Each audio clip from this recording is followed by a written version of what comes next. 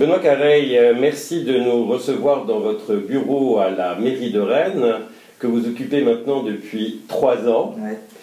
Il y a 3 ans, nous nous étions rencontrés pour une sorte de présentation prospective de votre programme à venir. Avant de voir un petit peu où on en est, comme une sorte de point d'étape, une question un petit peu personnelle.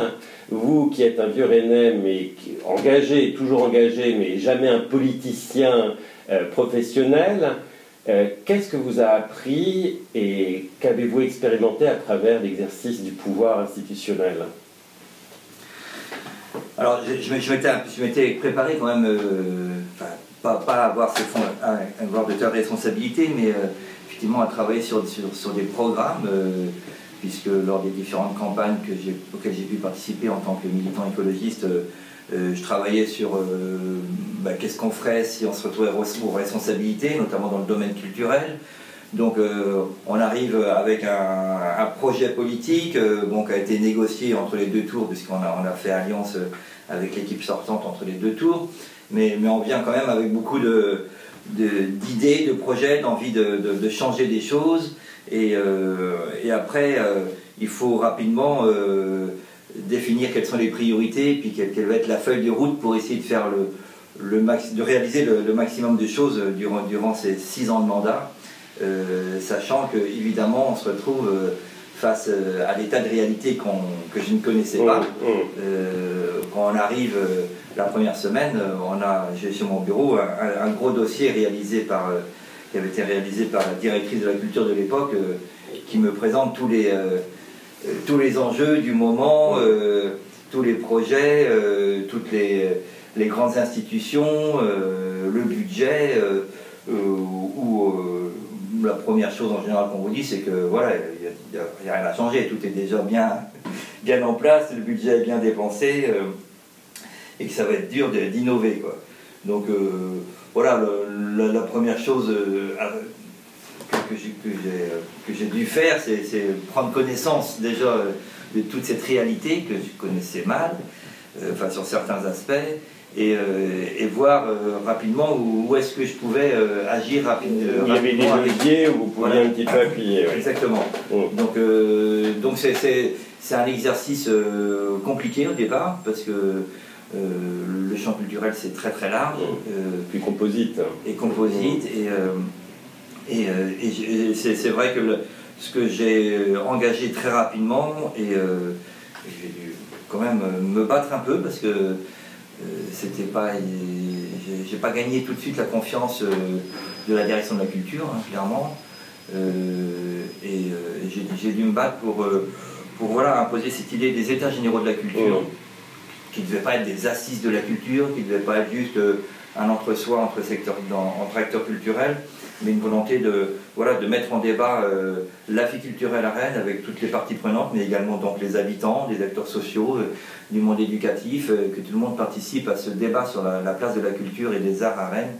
Et donc c'était la première année un peu au forceps. Un peu au forceps, et puis on est arrivé au bout de un peu moins d'1 an à organiser et à ouvrir ces états généraux de la culture qui ont été le premier acte politique véritable de mon mandat. Oui, tout à fait, on en avait discuté, on avait reçu sur le plateau Culture Club au Champ Libre. 3 ans sont donc passés, c'est le moment de faire un point d'étape. Vous aviez une feuille de route composée de 104 points. Peut-on dire que vous avez réussi à réaliser une bonne partie, combien sont en suspens, et surtout quels sont les points qui peuvent être finalement sujets à une redéfinition car difficile à réaliser ou impossible ou mal posé? Qu'est-ce qui est positif, qu'est-ce qui est négatif? Où en est-on de ces états généraux définis par votre feuille de route? Alors là, donc 104 engagements qui ont été pris fin 2015. Les états généraux ont duré à peu près, ont commencé au début avril et jusqu'en novembre. Et en novembre, on a annoncé 104 engagements. Sur les 104 engagements, on considère actuellement que à peu près 60% ont été réalisés, Peut-être les 20% sont en cours. Alors, bien sûr, parmi les réalisés, quand on dit réaliser, rien n'est jamais définitif dans la culture. Et on réalise parce qu'on a pris des mesures pour réaliser cet engagement, mais évidemment ces mesures, une fois prises, encore faut-il qu'elles grandissent, qu'elles se développent, et on verra encore dans 2 ans si vraiment c'est vraiment efficient et si c'est durable les mesures qu'on a prises.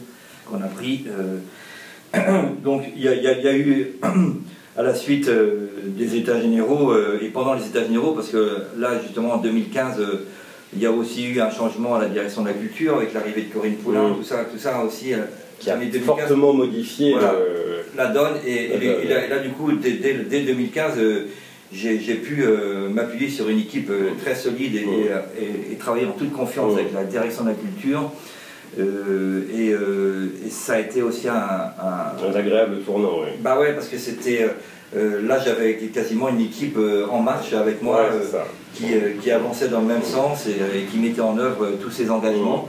Donc il y a eu une répartition des rôles pour que chacun s'approprie et suive un certain nombre d'engagements. Et donc ça a permis d'avancer assez vite.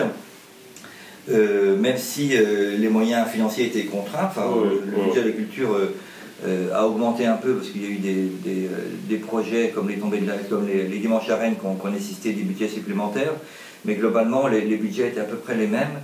Et donc dans ce cadre budgétaire assez contraint, on a quand même bougé pas mal de lignes et initié des nouveaux projets. Alors les engagements qui avaient été pris n'étaient pas obligatoirement des engagements qui coûtaient, c'était pas des gros investissements. Enfin, il y avait bien sûr les grands chantiers culturels, que sont la construction de l'antipode MJC Clenay et le nouveau conservatoire au Blône, mais il y avait surtout une volonté notamment sur la question des lieux. C'est quelque chose qui est beaucoup ressorti des débats des états généraux de la culture.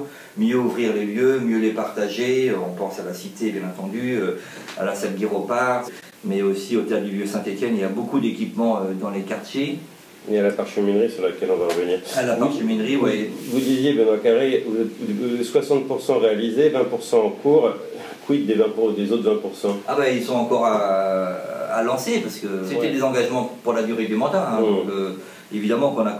Mais vous engagez à tout lancer d'ici la fin de cette mandature? Oui, c'était bien le but, et je pense que là, on va réussir. Il n'y a pas de... J'ai pas d'inquiétude sur le sujet.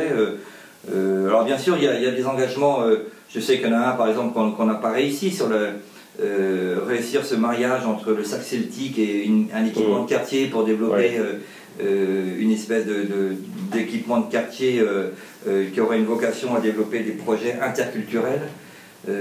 Ça n'a pas pris. On avait essayé de le faire avec la Maison Bleue, qui était justement en train de repenser totalement son projet avec une nouvelle équipe, et voilà. Le greffe n'a pas pris avec l'association des habitants qui ont souhaité développer un autre projet, et donc on les a laissés développer leur projet. Voilà, c'est un regret. Donc il y aura certainement sur les 104 quelques-uns qui auront échoué. Alors, comme vous allez sur un point particulier, j'aimerais en effet qu'on puisse se concentrer sur quelques points particuliers. Je rappelle aux internautes qu'ils peuvent de toute façon consulter sur notre site Unidivers la plaquette la plaquette qui fait le point d'étape sur la réalisation de la feuille de route de 104 points. Quelques points, Benoît Carré. Le premier point, la brasserie Saint-Hélier, votre prédécesseur, quand même, s'était engagé, je ne sais pas, mais à ce qu'il y ait une dimension artistique. La brasserie Saint-Hélier, c'est complètement fini. Enfin, disons les choses clairement. Le projet, donc dans le projet Citédia, il n'y a plus rien d'artistique. Le projet Citédia, tout le monde n'est pas si définitif que ça. Il y a effectivement l'idée à l'étage, en tout cas, de faire du tertiaire, donc des bureaux. Mais sur toute la plateforme au rez-de-chaussée, il y a bien l'idée de garder un espace polyvalent et qui est en capacité d'accueillir des manifestations culturelles, artistiques, citoyennes. Effectivement, il n'est plus envisagé. Il y avait eu des hypothèses de cité artistique, de centre d'art contemporain. Non, c'est clos effectivement. Par contre, des manifestations culturelles et artistiques qui durent le temps d'un week-end ou d'une journée, c'est tout à fait envisageable à l'avenir. Et dans un des points importants, c'est la plateforme culturelle. Où en êtes-vous de la plateforme numérique, la plateforme numérique culturelle, participative, d'information, vous en êtes tout de ce projet? Ça devrait voir le jour en fin d'année 2018. On a mobilisé les services de la communication sur ce projet depuis un an à peu près. Alors c'est fastidieux et compliqué, puisque faut imaginer, l'ambition c'est d'avoir un site qui soit un portail sur l'ensemble de la vie culturelle, qui donne aussi des informations sur la politique culturelle de la ville, enfin, qui soit une espèce de pôle ressources sur l'ensemble de la vie culturelle rennaise. Donc c'est pas simple, parce qu'on veut que ça soit, et pour que ça soit pertinent, il faut que ça soit collaboratif, il faut que les acteurs culturels puissent inscrire eux-mêmes leur actualité. En tout cas, c'est un projet qui est en construction et qui devrait voir le jour à la fin de l'année. En tout cas, c'est un engagement qui était un engagement fort et pour moi essentiel pour simplifier justement l'accès à la vie culturelle. Mais est-ce que concrètement vous voulez dire que notamment pour une dimension importante d'une plateforme culture de cette nature, ce qui serait l'agenda des différentes activités menées par exemple les équipements culturels, disons les champs libres, etc., serait donc annoncé sur cette plateforme et toute la donnée reviendrait au sein de la mairie? Il n'y aura pas de ligne éditoriale de cette plateforme. C'est un portail qui renvoie vers... L'idée, c'est que ça renvoie vers plein d'autres sites. Donc un site vitrine plutôt. Un site vitrine, oui, d'accord. Ah ouais. D'accord. Oui, ça sera pas. Il n'y a pas de plus grandes ambitions que ça. Non, par contre, on pourrait effectivement. Enfin, l'idée, c'est de simplifier et de qualifier l'offre culturelle. Donc, si on veut si on s'intéresse à la musique, ben on enverra vers des sites musicaux, enfin des sites d'équipements qui proposent de la musique, etc. C'est plutôt ça, c'est orienté vers la diversité des propositions qui existent sur Rennes, quoi. Un point maintenant un petit peu plus complexe. Vous avez souhaité au Théâtre de la Parcheminerie faire une expérimentation qui consistait à greffer deux acteurs, l'ICO et le comptoir du DOC. Bon, je veux dire, c'est un secret de polichinelle que la situation, la greffe n'a pas eu lieu et que les associations peut-être, disons, sont dans une entente cordiale. Je vais pas revenir sur ce point qui, de toute façon, et voilà, il y a des choses qu'on essaie, qui marchent pas, mais je voudrais voir avec vous une information qui, semble-t-il, indiquerait que le propriétaire, soit M. Parigot, souhaiterait, et même pas souhaiterait, a demandé à récupérer la table de la parfumerie qui, faut-il le rappeler aux Rennais, appartient donc à l'ancien numéro 2 du TNB et a servi pendant des années de lieu annexe grâce au subside du TNB du reste. Mais il semble que M. Parigot a souhaité, d'ici 2018, récupérer le théâtre de la Parcheminerie. Alors, c'est une SCOP, dont le gérant est Laurent Parigot, effectivement, qui est propriétaire du théâtre de la Parcheminerie, l'héritage de son père, Guy Parigot. Et donc, le théâtre était effectivement loué par le TNB en annexe du TNB, avec une présence des élèves, notamment de l'école du TNB. Le jour, et quand François Le Pellouer a souhaité arrêter cette location, moi j'ai tout de suite essayé de trouver comment on pouvait, quel projet on pourrait avoir sur ce théâtre, sachant que le coût de location pour la ville est quand même de 50 000 € par an, donc c'est pas rien. Puis la ville n'est pas habituée à louer des locaux, en général elle est plutôt propriétaire. Donc on a réfléchi, il y avait effectivement deux associations importantes de la vie culturelle rennaise, l'Hélico et Comptoir du Doc, qui étaient en demande depuis longtemps d'un lieu de diffusion. Donc le projet, c'était de dire, voilà, est-ce que vous pouvez vous entendre et travailler ensemble sur un projet commun d'un lieu partagé. Donc effectivement c'était compliqué, et puis les deux associations, le choix des deux associations n'était peut-être pas pertinent, c'était une opportunité qui se proposait là à un moment donné, mais effectivement ça n'a pas réussi dans le lieu partagé. Par contre ça s'est construit avec le temps, et maintenant les deux associations cohabitaient tout à fait calmement et en bonne entente, donc il n'y avait plus de soucis de ce côté-là. Si la greffe n'a pas pris, en tout cas la cohabitation fonctionnait très bien dernièrement. Il y avait un autre enjeu en fait lié au théâtre, qui est que le théâtre n'est pas aux normes pour accueillir les publics, notamment handicapés, pour les personnes à mobilité réduite et handicapées. Donc. Et même, voilà, c'est un théâtre qui n'a pas fait l'objet de beaucoup de travaux de maintenance, et il y avait besoin vraiment de faire de gros travaux. Et donc on demandait depuis longtemps au propriétaire, à Laurent Parigot, de les faire en tant que propriétaire. Lui traînait à les faire, disant qu'il n'avait pas les capacités à le faire, espérant que la ville l'accompagne dans ces travaux-là.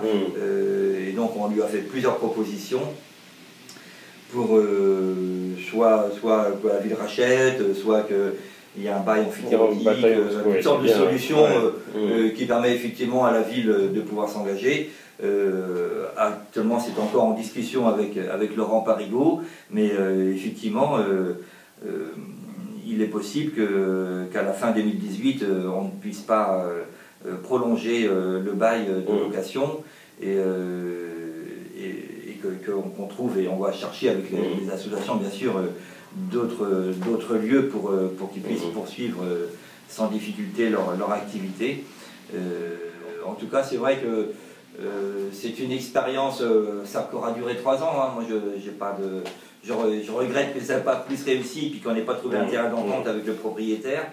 Autre point, le point sur le TNB, Arthur Noziciel a repris les rênes du TNB, et notamment de l'école du TNB. Il fait partie je crois, il y a 8 écoles, je crois. Une douzaine d'écoles de théâtre en France. Visiblement, Arthur Noziciel souhaite modifier les critères de présélection pour l'accès à l'école, dans l'objectif de faire quelque chose, d'une promotion finalement plus diversifiée. Qu'en pensez-vous, Benoît Carrel? Ouais, on savait, et on était très contents, Nathalie Appéré et moi, de défendre la candidature d'Arthur Noziciel pour prendre la direction du TNB, et on savait qu'il avait un projet qui se décalait, qui était différent de ce qui est porté en général dans ce type de CDN. Et c'est vrai qu'Arthur Noziciel est un trublion du milieu du théâtre en France, et d'autant plus qu'il pose des questions de société, des questions d'égalité, et des questions sur le métier même d'acteur, d'interprète. Et c'est vrai que je trouve ça toujours intéressant d'avoir ce type des gens qui se posent des questions et qui fassent un travail d'évaluation en disant voilà, est-ce que c'est vraiment efficient ce qu'on a mis en place. Il s'agit quand même d'argent public, l'école du TNB c'est quand même un budget important, ça concerne une vingtaine de jeunes sur 3 ans simplement, donc c'est pas rien. Ces jeunes sont quelque part un peu l'élite quand même de ces acteurs, interprètes et éventuellement metteurs en scène de demain, et donc c'est important que cette sélection soit aussi, alors d'une part représentative de la société française, mais aussi porteur de l'art de demain,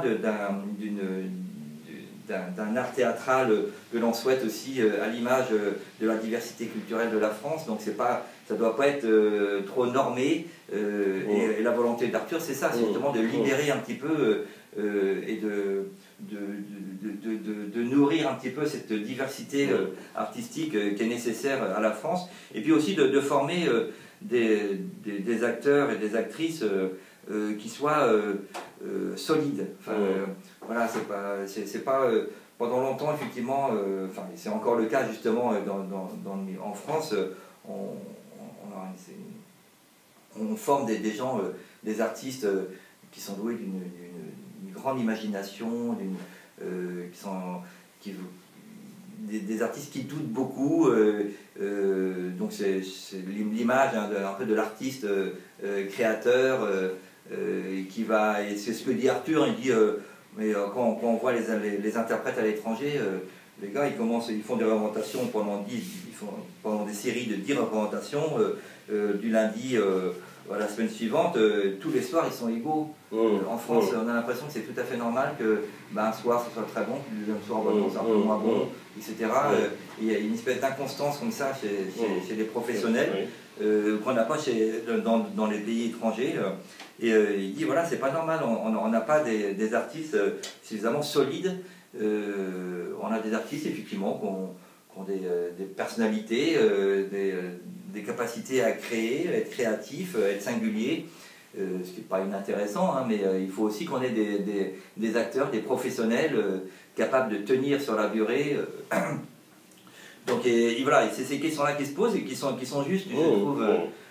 Après, il ne s'agit pas d'avoir que des guerriers là, hyper solides, mais en tout cas, c'est important aussi qu'on forme des artistes-interprètes véritablement performants, et c'est l'idée qu'il a. Alors, il n'a pas cette idée tout seul, hein, c'est ça qui est intéressant avec Arthur, il travaille vraiment avec tout un collectif d'artistes associés, et ils sont tous passionnés à cette idée voilà, de créer une nouvelle école de théâtre.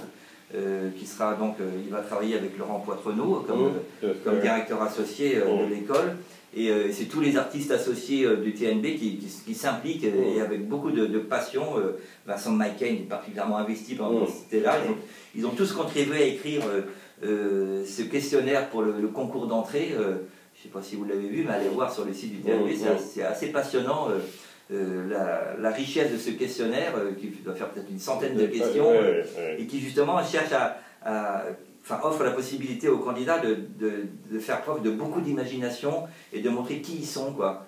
Et au-delà de leur juste qualité, la qualité de leur parcours de formation jusque-là, parce qu'on sait qu'effectivement il y a une sélection aussi des candidats en fonction de leur milieu social aussi, pour arriver jusqu'en haut de cette pyramide là, pour entrer dans les écoles d'art et les écoles de théâtre en l'occurrence, où ils ont suivi plein de classes préparatoires qui sont très sélectifs justement par rapport au milieu social des candidats. Oui, en effet. Donc, Nosiciel poursuit finalement avec cette manière de chambouler le recrutement de l'école, ce qui est un peu le programme qu'il avait annoncé. Tout ça est tout ça est tout à fait cohérent. Et du reste, à mon avis, est susceptible d'ajouter un point de plus à la dynamique d'attractivité culturelle de la ville de Rennes. Donc, c'est très, très positif. Un point peut-être moins positif sur lequel j'aimerais, Benoît Carré, que vous preniez position. Lors du point fait hier de la réunion avec les acteurs culturels, une jeune fille a fait une remarque simple en disant c'est très bien de faciliter la transmission de ce qui a été produit par des artistes, mais quid de l'aide aux artistes, notamment pour la rémunération, pour leur permettre de produire et donc de vivre. Pour être très précis, on sait qu'il y a une habitude à Rennes malheureuse de certains acteurs culturels subventionnés et pourtant notamment subventionnés à cet effet, de ne pas rémunérer les artistes. En l'occurrence, il semble que pour la prochaine exposition partagée par le FRAC, le Musée des Beaux-Arts et la Criée, qui s'intitule Sculpter, les artistes ne reçoivent pas compensation, mais aucune rémunération pour le travail fourni. Or, il me semble, à moins que je me trompe, que la mission de ces lieux, c'est précisément d'aider les artistes, et pour les aider, encore faut-il que les artistes puissent vivre. Alors oui, j'ai eu vent de ce problème, et qui est un problème et qui n'est pas du tout acceptable. On est intervenu justement auprès des trois directions pour examiner ça avec eux. Effectivement, c'est absolument pas normal que tous les artistes qui exposent dans ces grandes institutions ne soient pas égaux en droit et le droit d'être rémunérés pour leur travail. Donc il y a une réflexion. Alors, je n'ai pas encore totalement les mesures, je ne connais pas les mesures qui ont été définitivement prises là-dessus. En tout cas, nous sommes intervenus, nous continuerons à travailler avec les trois équipements pour qu'il y ait une rémunération des artistes. Je ne doute pas qu'il y ait des problèmes de budget, parce que le projet était ambitieux quand même. La volonté de la ville, parce que c'était un souhait de la ville que j'avais porté, qu'il y ait une plus grande visibilité à la fois des fonds d'art contemporain qui existent dans les différentes institutions rennaises et une plus grande visibilité des artistes locaux. Non, je suis d'accord que c'est absolument pas normal, et enfin en tout cas j'interviendrai fortement pour qu'il y ait une rémunération des artistes. C'est un problème effectivement actuellement en France, c'est pas du tout spécifique à Rennes, le problème de la rémunération des artistes et de leur possibilité de dégager de quoi vivre de leur travail. Je sais qu'à Rennes, on développe donc au moment du début de ces parcours et notamment dans les étapes de création, de plus en plus de résidences de création. C'est ce qu'on a fait avec la salle Guiropart au moment de sa réouverture, où on a fait encore en 2018 25 résidences de création avec des budgets qui sont alloués à chaque projet et qui permettent normalement de prendre en charge une partie des salaires des artistes. La MJC La Paillette s'est remobilisée et maintenant en capacité aussi de faire son travail de diffuseur et de coproducteur et d'accompagner les projets artistiques, toujours en rémunérant les artistes également. Arthur, à la tête du TNB, doit faire ce travail-là aussi, et même si c'est sa première année, donc il n'a pas encore eu le temps de rencontrer toutes les compagnies locales, mais en tout cas, c'est aussi dans sa mission. Je sais que voilà, sur les arts plastiques, on a pris en main ce grand chantier de la valorisation et des artistes plasticiens présents sur le territoire. C'est certainement plus compliqué que dans le spectacle vivant, c'est bien, puisqu'il n'y a pas d'intermittence du spectacle, le statut est compliqué pour les plasticiens, mais effectivement, il y a la rémunération pour des expositions dans des grandes institutions. Moi je crois aussi qu'on doit chercher à développer les possibilités pour les artistes de pouvoir exposer eux-mêmes dans des lieux d'exposition, organiser des expos collectives, et en dehors des institutions. Je pense que le marché de l'art dans l'art contemporain et l'ensemble des arts visuels repose aussi sur des partenariats publics-privés, et pour moi c'est quelque chose d'important. Tout ne doit pas se faire dans les institutions. Dans les musiques actuelles que je connais bien, on connaît ça depuis très longtemps, la diversité culturelle et la possibilité pour cette diversité d'artistes de pouvoir vivre de leur travail repose aussi justement sur la coexistence à la fois d'un secteur public et d'un secteur privé indépendant, et qui permettent justement cette pluralité aussi de lieux pour cette pluralité d'artistes. Benoît Carré, pour finir, je vais vous poser une simple question, sachant que se profilent déjà les futures élections, les municipales. Il y a un peu trois mots qu'on pourrait reprendre pour caractériser votre souhait de modifier la ville de Rennes, notamment la réappropriation de l'espace public, la démocratie directe, la promotion des droits culturels. Eu égard à ces 3 ans passés et ce temps qui reste à venir avant la prochaine élection, avez-vous le sentiment d'avoir réussi votre engagement et d'avoir modifié, comme vous le souhaitiez, la ville de Rennes en faveur d'une plus grande dynamique et d'une plus grande peut-être aussi équité et reprise en main par les Rennais de leur ville? Oui, j'ai le sentiment d'avoir réussi un certain nombre d'engagement et des choses que je voulais changer à Rennes. Les droits culturels, par exemple, donc c'est pas juste un concept, hein, c'est aussi ça modifie toute la façon de penser l'action publique et le rôle des acteurs culturels et également des artistes sur un territoire. Donc en donnant plus de place à la personne et en travaillant l'action publique plus en mettant au cœur de l'action les habitants et leur diversité culturelle et leur spécificité. Donc c'est devenu quelque chose de très partagé aujourd'hui, cette référence au droit culturel de la personne. Et l'action publique a quand même beaucoup évolué. Et les acteurs, les partenaires de la ville se sont aussi mobilisés sur ces enjeux-là. On a beaucoup plus d'actions participatives dans les quartiers. On a aussi des institutions qui ont imaginé plein d'actions pour impliquer des personnes, les faire venir dans leur diversité, dans leur lieu. Donc il y a une attention nouvelle sur la diversité culturelle et la diversité sociale aussi des publics. Je pense que là-dessus, les choses ont bougé en 3 ans de façon remarquable. Pendant longtemps, quand j'étais acteur, je me battais effectivement pour que soit plus valorisé ce qu'on appelle le foisonnement culturel rennais. Il n'y a pas que les grandes institutions, il y a aussi l'ensemble de ces associations, de ces acteurs, de ces collectifs d'artistes qui font la ville, qui font la vie culturelle de la ville. Et son renouvellement. Et son renouvellement, et ça n'a pas été, c'était mal valorisé, c'était souvent pris même comme une chose de parasitaire par rapport à une façon de penser la politique culturelle beaucoup plus simpliste et institutionnelle. Et aujourd'hui, oui, ce foisonnement, il est reconnu. La maire l'a encore dit hier soir à l'Assemblée des acteurs. Elle revendique maintenant ce foisonnement comme faisant partie de l'identité rennaise. Ce nouveau regard sur ce foisonnement qui est pour moi la véritable identité rennaise. Benoît Carrey et unidiver.fr, le web culturel breton, vous remercie et vous souhaite une bonne journée. Merci. Merci. Au revoir.